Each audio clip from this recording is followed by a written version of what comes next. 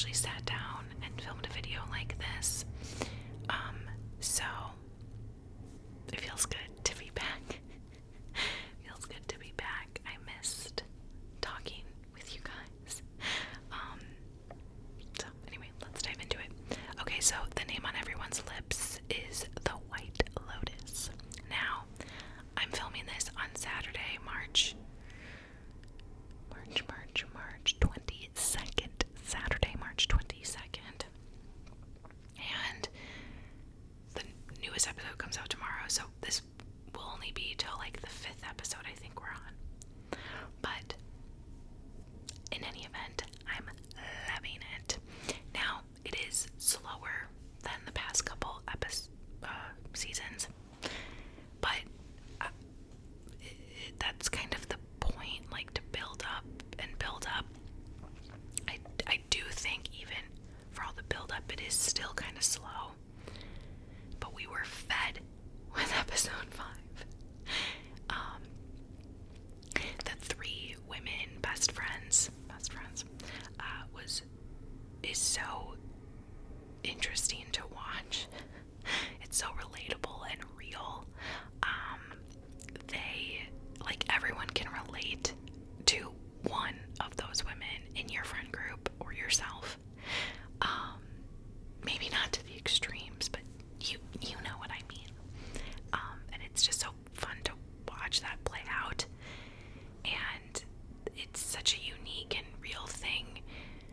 Like, the writers and Mike White and everyone just really encapsulated each personality and characteristic that we can relate to, I don't know. And I think it's so real. Like, Jacqueline, the actress, sort of wanting to be the youngest, hottest, most revered, attention-seeking one, even when it comes down to, like, taking, spoiler to season 5, taking Valentine away from her friend who she was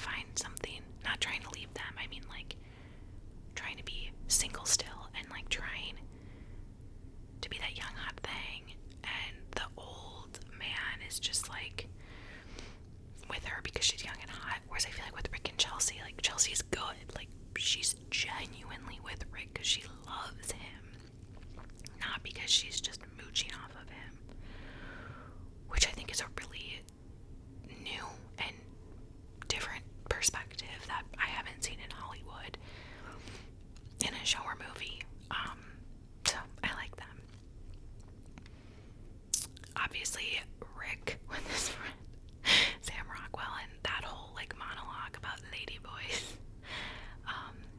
Honestly, I feel like that's way more prominent and happens more than we think, because men generally, okay, this is not true to every man, okay, I'm just generalizing here, but men honestly like to have power over women and like compete with women and like in a twisted way, like be them because they want to be fully superior beings. And I feel like them almost becoming a woman and having someone like them have power over them is like having that come to fruition. Does that make sense? I know that this probably sounds insane, but men do have that power hungry, like need to be in power over women. Again, not all men. I can't stress this enough. There's amazing men in my life who are not like, but I just mean like men are kind of sick sometimes, and like that I feel like is real. I don't know, maybe I'm just being too whatever, but yeah, obviously the incest is not great, but we all saw it coming, so I can't wait to see how this show plays out. I feel like Mook is not innocent. Okay, then Shrinking season 2. So loved Shrinking season 1, obsessed, couldn't get enough. Season 2, I'm like, take it or leave it. Gabby is holding the show on her back. She's amazing, so funny. Like, the writer for her deserves a raise. But season 2 is just not doing it with me. I think they're being a little bit try hard, especially with the daughter and the dad. Like, I just, coming from someone who's very close with their dad and like was very close being raised, and like I wasn't raised by my mom, I was raised by my dad. Just a little bit like cringe and like try hard. I don't know. Also, like, the acting is just not, some acting is amazing, but I don't know. I was a little bit disappointed with season 2. Okay, I started and finished Running Point in like 3 days.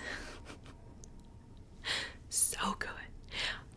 If you haven't, I'm sure you've heard of it, but if you haven't watched it, it's on Netflix. Watch it. Run, don't walk. Kate Hudson is phenomenal in it. Brenda Song. My favorite character is Ness, and it's about a woman being president of like the LA Lakers. Not the actual Lakers, they're called the Waves, but yeah, the basketball team.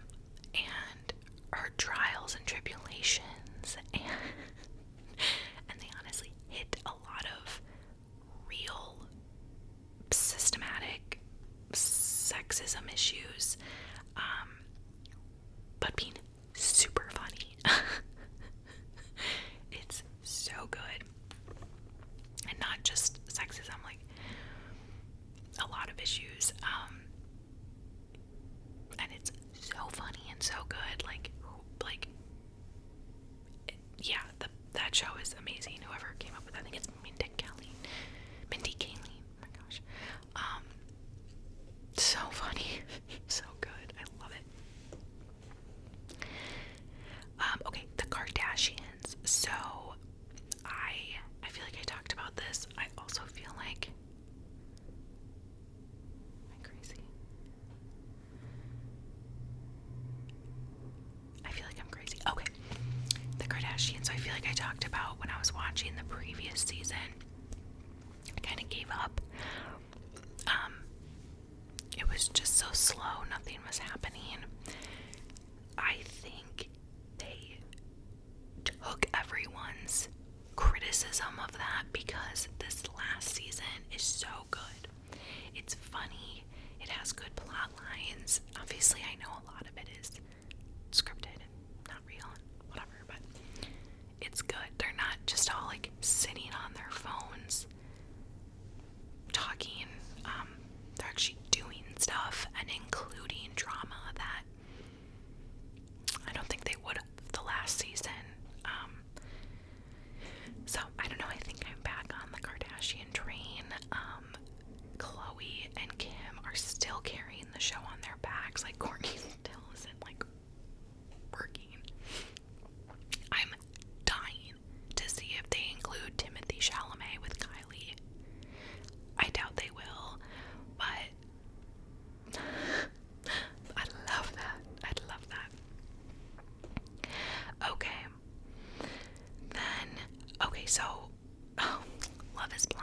this is old news now because Love is Blind has been over for a couple weeks. But I know that there's been a lot of drama happening recently with like on TikTok and stuff with Sarah, Ben, Joey, whatever. My overwhelming thoughts is that the women stood their ground and found their voice. Like, now, if I reflect back on the actual show and not the reunion, I have like I just want to like hug Lauren and Virginia especially,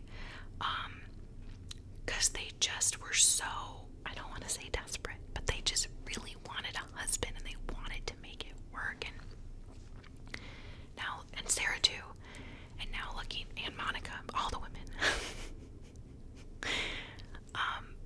Looking back, like, the men just didn't, they were not anything to cry about. And it sucks because I really did think Joey and Monica were good, but I felt so bad for her at the reunion. I wanted to like hug her and shake her because it's like, I felt so bad for her that she had to watch this mid man not touch her and care about her. But also I wanted to like shake her and be like, girl, you're stunning, you're funny, you're beautiful, you're interesting. Go, spread your wings and fly, you know? I don't like, what's her name, Madison. I think she's a pick me and trying too hard, but I don't need to get into that, because I do really think the women just outshined. And then Taylor and Daniel, love them, super cute. Hated his tattoo. And I also think he did follow her and then unfollow, but that's just one woman's opinion. Who cares? Okay, Landman. So I've been watching Landman on Paramount Plus. Peacock, Paramount Plus. And it's really good. It is like the perfect mix of Yellowstone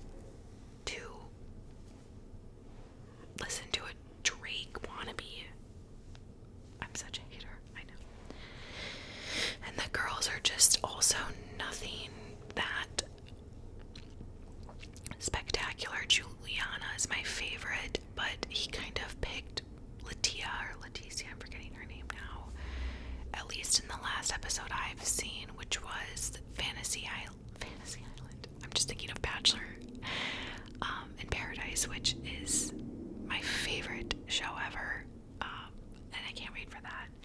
But Fantasy Suites, I don't know. They're not renewing for a Bachelorette season, which I can see. I mean, I don't know who else they would pick. Who did I like? Honestly,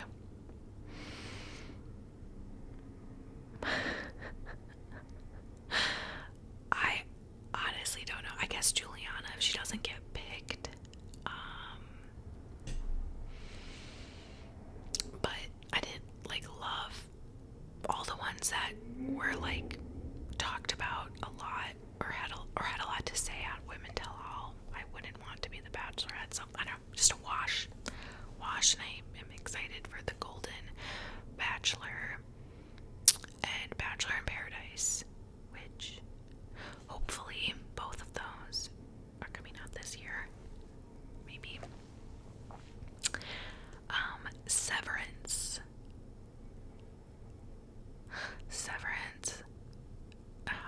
Okay, I will admit, I have given up on Severance. I loved the first few episodes of this most recent season, loved them. Then, a couple episodes ago, I was like, okay, kind of slow, nothing's really going on.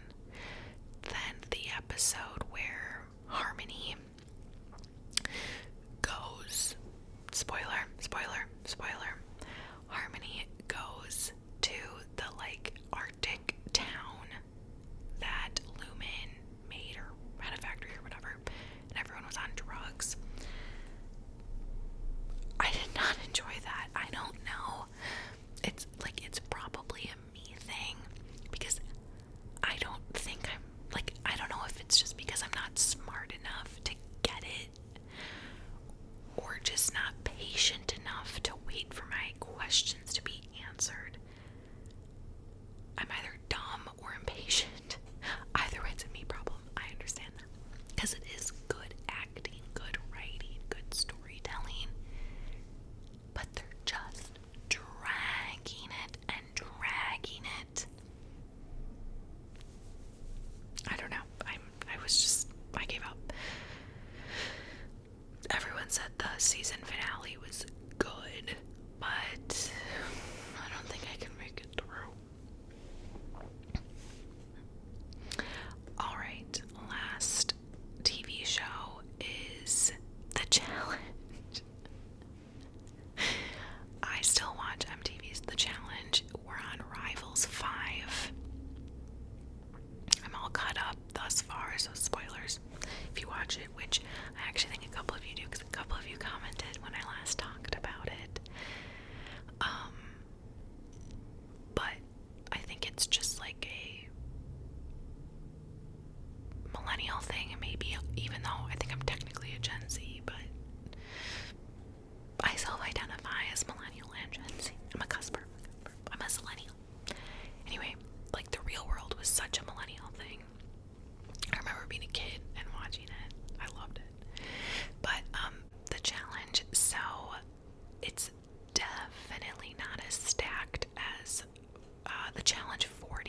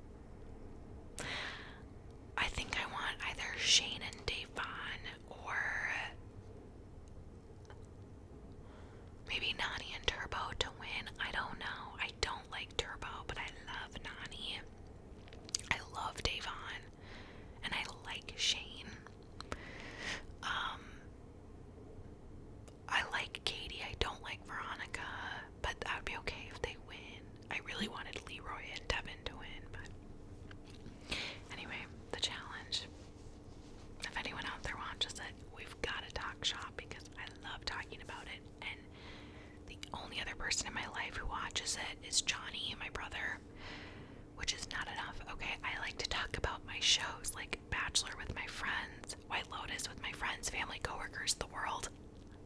Same with Love is Blind. So yeah. Anyway, I think that I did watch The Gorge by it's a book with Anya Taylor-Joy and Miles Teller. Miles Teller. I don't know what happened, but he is perfect. He is hot. He is cute. He is funny. I love him. Which I know, not a hot take. He's everyone's crush, but him and Anya Taylor-Joy had great chemistry. Now, if it didn't have them in it, specifically Miles, I probably would have turned it off and not finished it because it wasn't the best story or writing or plot development. The first third of the movie was amazing, and like the last third was okay. The middle chunk was fine. I wouldn't honestly recommend the movie unless you like Miles and Anya. But I mean, he is just so good. So if you like him, I mean, just look at him the entire time and it's a 10 out of 10. Problem solved. Alright. Oh, that actually is it, I think. I am seeing Snow White, like the live action, tomorrow.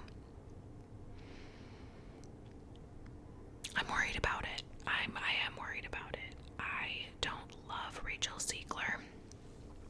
I don't really think she's a good actress. I think Gal Gadot is, but I also don't know how good she will be in a reenactment or a live action. I don't know if I've heard her sing. Unless, well, I do actually, when she did that super cringy COVID, beautiful, like Somewhere Over the Rainbow, or she did a cringy celebrity song, which was so distasteful, but, and taggy, but no, I don't know. I'm really, I have zero expectations for Snow White. In fact, I have low expectations, so we'll see. But yeah, I think that's everything. That's everything I at least typed about. I cannot wait for White Lotus, this next episode, to come out. I think, yeah, I don't know. I don't know what's gonna happen. I don't know what's up with like the Sam Rockwell rig thing. I'm intrigued to see what happens there. I also think Gary's girlfriend, like, is part of